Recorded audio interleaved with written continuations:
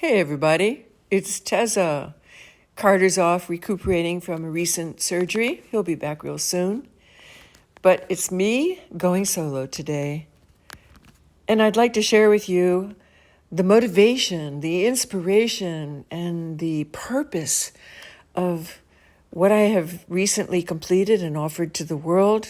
My new book, the novel, the eco-novel, because it's about environmentalism at the end of the story of hardship and suffering and all those other things that make a novel so interesting, about how important the environment is these days to all of us.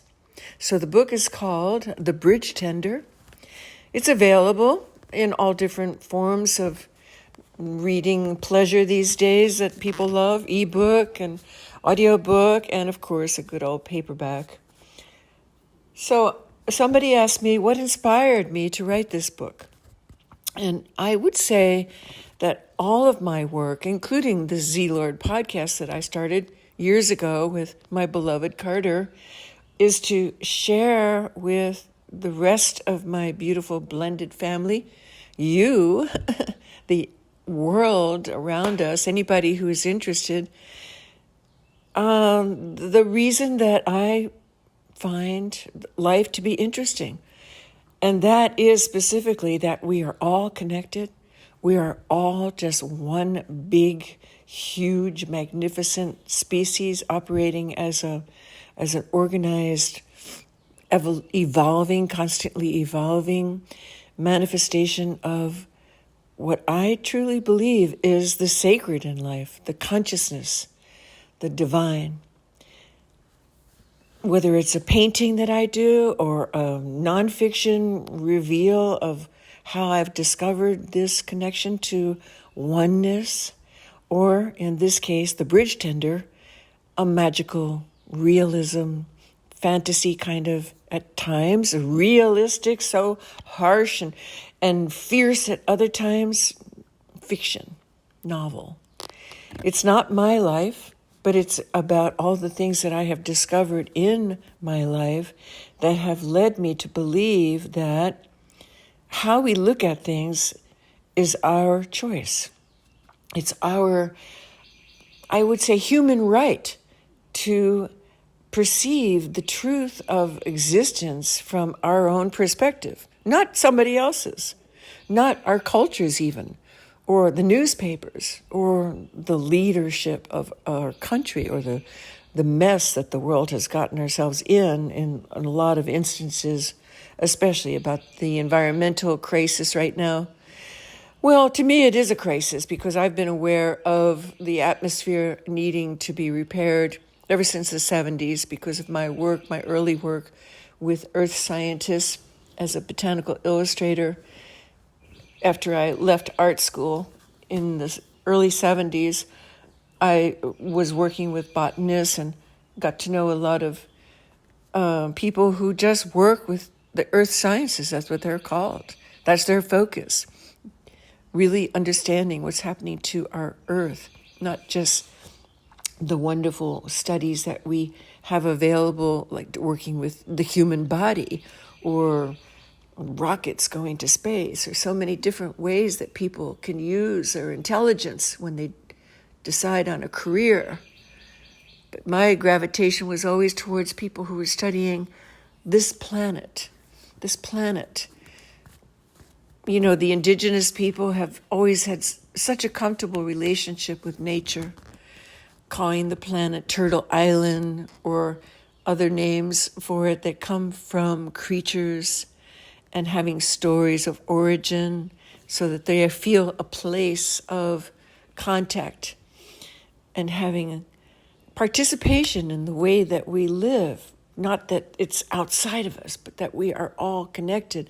This web of interconnectedness, as so many indigenous describe their concept of being alive and experiencing the day-to-day. That's the kind of stuff that enthralls me and that I have always researched and consequently tried to interpret through my art offerings, whether it is visual art or writing.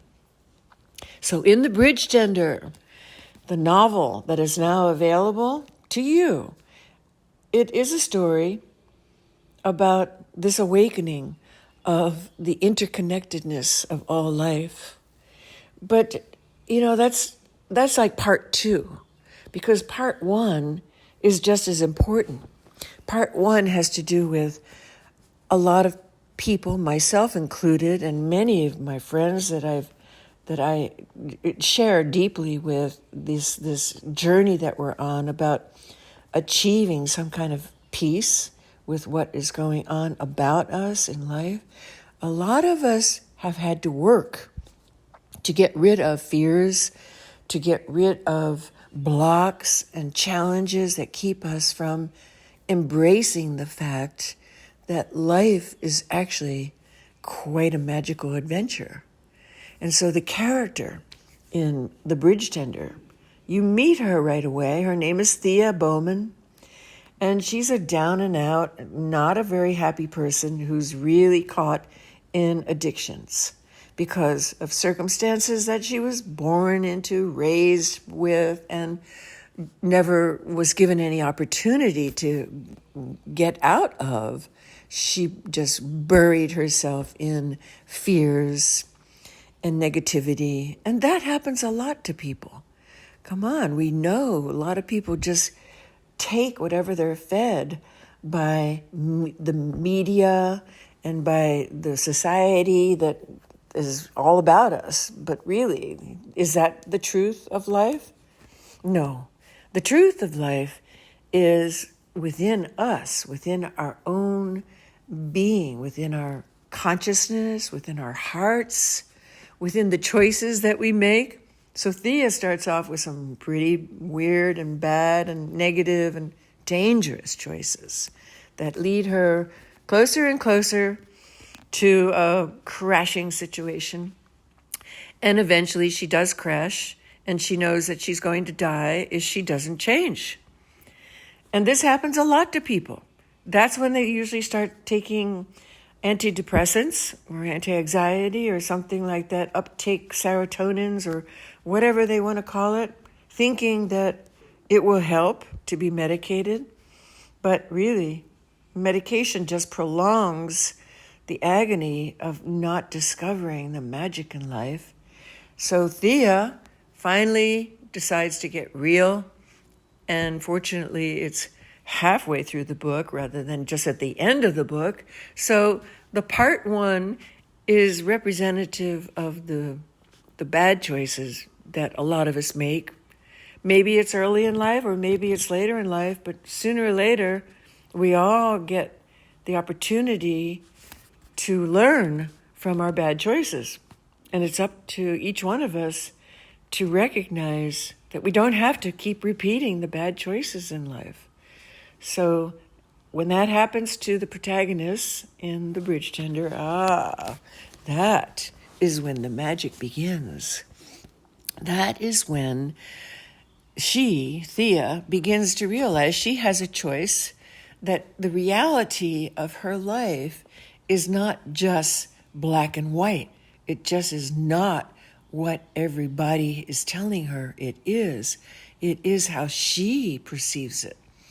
And she, even as a little girl, had been given messages that there was something about life that she didn't have to necessarily understand, but to experience. And that is to deal with the energy that is unseen, that cannot be put under a microscope and dissected, like the way a lot of people have to have proof. Yes, this is true because I can see it, I can feel it, I can smell it, I can put it in my hand, or I can put it on that chair in front of me and touch it and talk to it. No, there are some energetic forces in our opportunities presenting themselves everywhere, not just when we get quiet or go within our own minds to explore those depths of perception and opening the doors of perception. But even when you're taking a trip to the grocery store, when you're going to Walmart's, when you're riding down the road, we have the opportunity to see that there is energetic opportunities all about us. Sometimes this is referred to as guidance from the unseen forces in life. Sometimes it's just making instinctual choices rather than intellectually analyzing life, going with your gut type of stuff, feeling your heart instead of analyzing with your head. However you want to describe it, it's definitely an opportunity to widen the perceptions of life and to see that there is much more going on in this reality than what we thought there was. Now, some people get that by taking mind-expanding helps. They're called plant medicines these days. And other people have that opportunity by going within their own consciousness through mindfulness techniques or meditation techniques or breath awareness. And Thea Bowman, in the exploration of the bridge tender, she does it by all those means and eventually settles on not with any substances involved. None of the methods that she had used in her earlier explorations in part 1. No more drugs, no more alcohol, no more plant medicines, no more crazy, wild people that just lead her down to one drama after the next. But she invites more uplifting experiences, either through her connection with friends and most especially her exploration of this talent that she has, which is to express herself through art. And she goes into her heart. Her heart leads her. Her instincts guide her. And she trusts this magical connection that she has finally discovered by going with the opportunities all around her. And really, folks, it's all around us, each one of us. There's not just this special person who has the opportunity to see the magic in life. It is our birthright as human beings. But some of us don't realize that until it's too late, as my father once told me, as he was departing from this life, and he caught a glimpse of the magic because he had resisted it all his life. And so he was an early guide of mine, an early teacher, that those things that I had been suspecting about the specialness, the magic allure of working with the unseen energies in life, it's real. It's not just made up stuff. It's real. And so the story continues with Thea exploring her heart, exploring better friends, and inviting in these magical connections that were first realized as glimpses of energy, as sparkles of almost light, like just recognizing that there are energetic forces at work besides just what we call reality, and inviting those things into her life to work with and let it influence her choices and letting it influence her level of understanding. And what happens is, little by little, the demons that had once resided within her, they dissolve. One by one, she realizes they are figments of her imagination, the demons, the fears, the restrictions, the awfulness of life. She herself was the creator of those things. That is the gift of this second part of the bridge tender, when Thea awakens to the fact that she herself is responsible for her own reality. She gets to choose how life is, not just being the victim as she was earlier, not feeling like a leaf being blown around by the winds of fate, as a lot of people feel they are, until they come to a place where they realize, as Thea does, that it's all about how she chooses to accept and not resist and not reject that which is happening all about her as being okay. It is okay. Even if something feels so awful, so torturous, that a lot of people would resist and go out and start, having provocative resistance. Thea Bowman learns that this is a gift of opportunity to choose how she's going to accept and work with the forces all about her. And she dives into expressing herself through her heart art. And voila, she becomes well sought after in the art world. And more people are paying attention to the art that she creates because it's filled with this energy that she's transmitting. It's filled with the energy of hope and truth and a different reality than is popular at that time.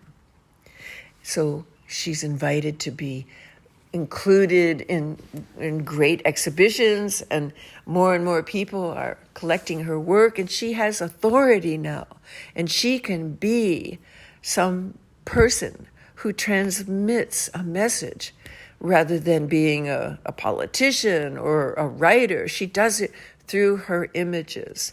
And because images are based on signs and spatial relationships and color and shapes, whether they're sculptures or an actual two-dimensional image, this is the stuff that our subconscious can relate to rather than the specifics of words. An image, whether it's a form of art that you can put your hands around or just look at with your eyes, but if you're blind, you can also touch a sculpture, a three-dimensional thing, or you can hear a piece of music, or just sense with smell, or hear the running water. However, these perceptions can barge into your already preconceived idea of what reality is. That's what art does. That's what Thea Bowman, the enlightened, the uplifted Thea Bowman, chooses to do. So meanwhile, in the actual plotted story of the bridge tender, there is the historical event that it's approaching, which is 9/11. And Thea happens to be in New York City at that particular time, on that particular morning of September 11th, 2001, and she perceives something different than everybody else had perceived on that particular morning, on that particular day, at that particular time, which is so pivotal in our world's history and our new way of manifesting terror and fear because of this incredible cataclysm that happened in our nation of America, not just in New York, but in a cornfield in Pennsylvania and also the capital of D.C. Everybody knows what happened on 9/11.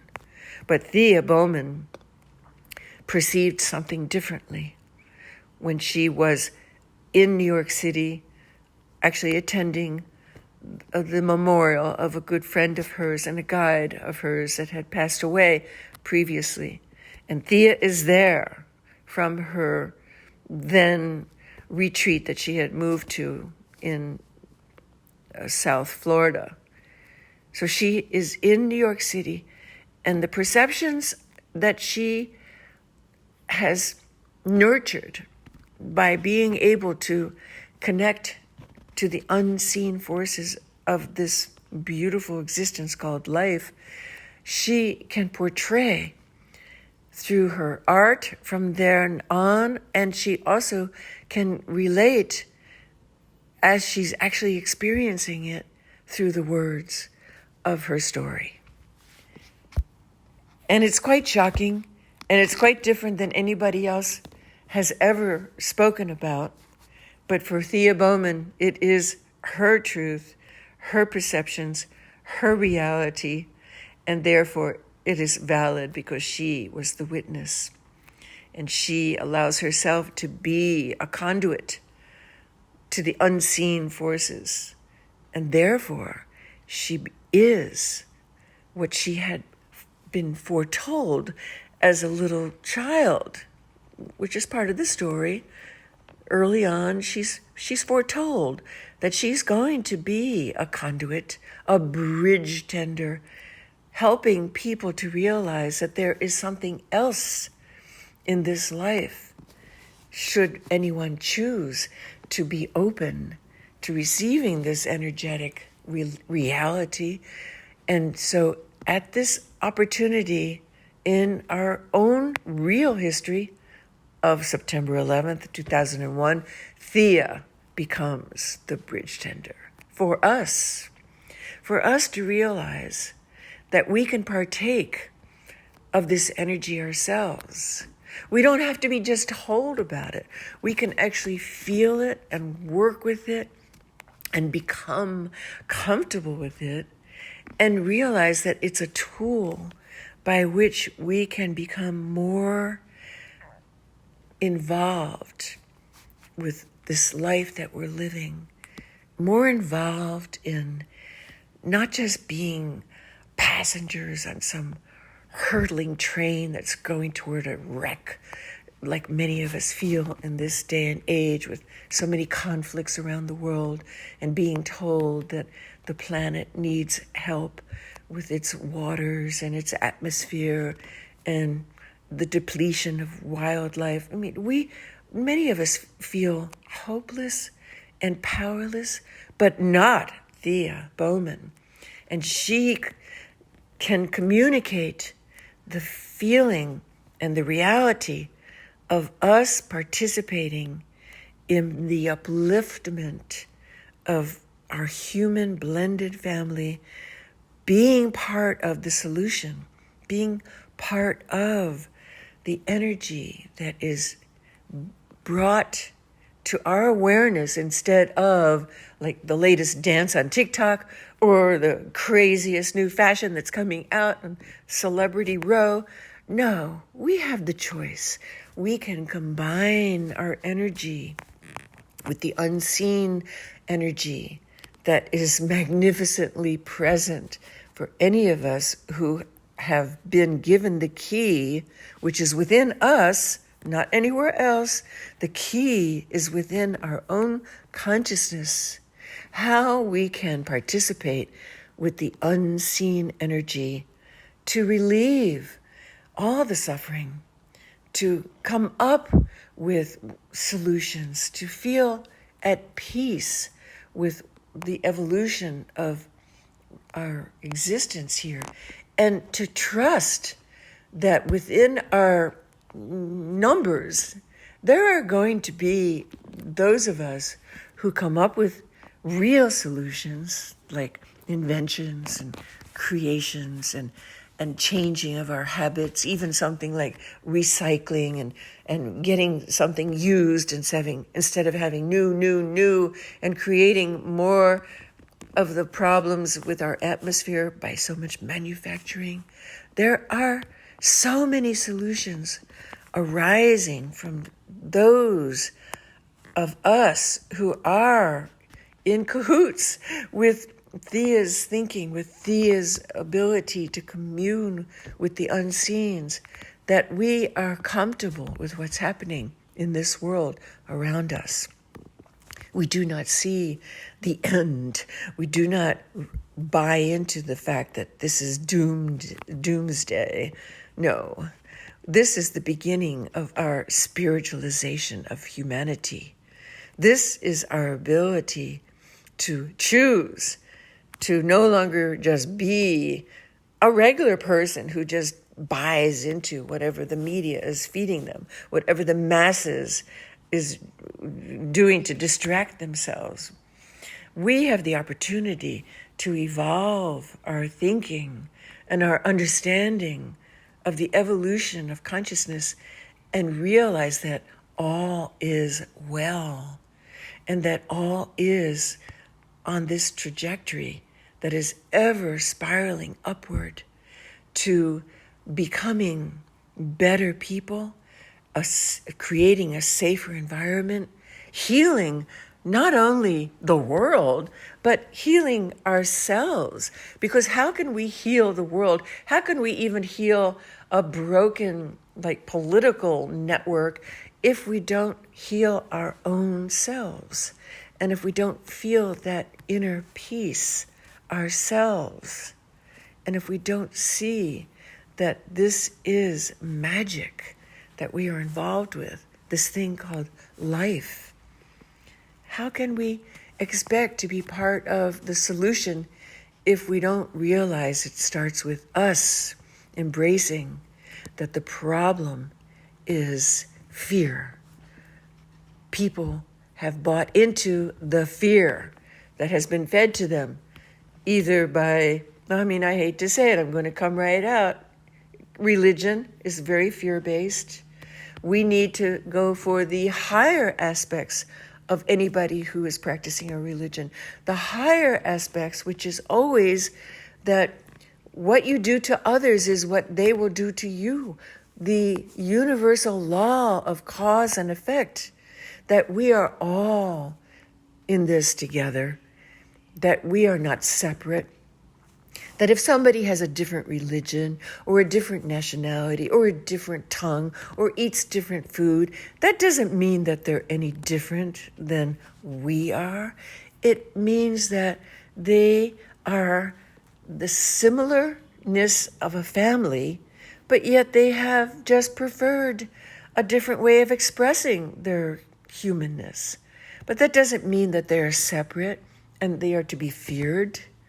And so the time has come for us to melt the boundaries. That's what Thea Bowman in The Bridge Tender finally brings us to. The melting of the boundaries, the opening of our similarities, the embracing of the magic of life, of the super extraordinary opportunities that is within each of our grasp. In order to get there, we have to commit to living in the high vibration of love, which is a state of mind. I'm not just talking about the verb where you embrace a romantic partner or love your parents or love your nation. I'm talking about love being that state of mind where you accept that you're part of, an integral part of, an important part of the whole, that we are all one, as Thea Bowman so succinctly brings us to remember through her story, The Bridge Tender, through her ability to rise up from her previous downtrodden state and to show us that anything is possible and that we can embrace the truth as she perceives it and make it our truth if we want to become one with the all instead of this fearful state that so many of us are trapped in. Fear is the opposite of love. If anybody who's listening to this is in a state of uncomfortableness with what's going on in life, feeling angry, confused, or just scared, or all those other expressions of the negative, rather than seeing what's happening is part of the extraordinary energy of evolution, and that we are on this spiral, and that sometimes we go through the dark, and sometimes we go through the light, and sometimes we go through entropy, and other times we go through growth, and it is always changing, and it is always in motion, but it is love, and it is not in the state of contraction. Love is expansion. Love is all-inclusive. Love is oneness.